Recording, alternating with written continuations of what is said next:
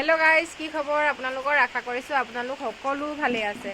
বহু দিনৰ মূৰত আই ঘৰত আহিলো। ছোৱালীৰ পৰীক্ষা শেষ হোৱাৰ বাবে ভাবিলো আই ঘৰতে কেইদিনমান থাকি যাওঁ, অলপ ভালদৰে মুকলিমূৰীয়াকৈ থাকি যাওঁ। কিন্তু যেতিয়া মই আই ঘৰলৈ বুলি আহিছিলোঁ তেতিয়া বতৰটো খুব ভাল আছিলে, ৰ'দ দি আছিলে। কিন্তু এতিয়া যেতিয়া মই আই ঘৰ পালোহি তেতিয়াতো একেৰাহে বৰষুণ দি আছে আৰু বৰষুণৰ অৱস্থাত নিজৰ আই ঘৰত থাকি কেনেকুৱা লাগে আপোনালোকেতো নিশ্চয় জানেই।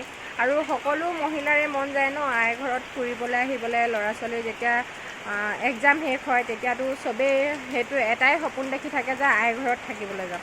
কিন্তু আই ঘৰত আহি যিটো অৱস্থা হৈছে মোৰ, ক'তো ফুৰিবলৈ যাবলৈ নোৱাৰোঁ। আৰু মানে কি বৰষুণৰ বতৰত ক'তো ফুৰিব যাব নোৱাৰোঁ। আৰু চবৰে মন যায় ন আই ঘৰত আহিলে পৰিয়ালবৰ্গৰ মানুহৰ ঘৰতো এপাক এপাক যাম।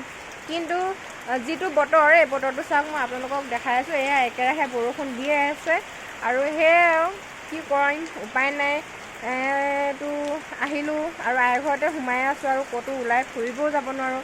আপোনালোকো চাগে কোনোবা আই ঘৰত নিশ্চয় গৈছে, নিজৰ ল'ৰা ছোৱালী এক্সাম শেষ হোৱাৰ বাবে আই ঘৰততো ফুৰিবলৈ গৈছে ন আপোনালোকে। তেনেকুৱা চাগে মোৰ যিটো পৰিস্থিতি হৈ আছে, একেৰাহে বৰষুণ দি আছে। আপোনালোকৰ নিশ্চয় চবৰে ঘৰত যোন আই ঘৰত গৈছে তেওঁলোকৰো ঘৰত চাগে বৰষুণ দি আছে। আপোনালোকে বাৰু আই ঘৰত কি কৰিছে বাৰু এনেকুৱা বৰষুণৰ বতৰত? আপোনালোকে মোক এটা কমেণ্ট কৰি জনাবচোন। এতিয়ালৈ আহিছোঁ দেই, বাই।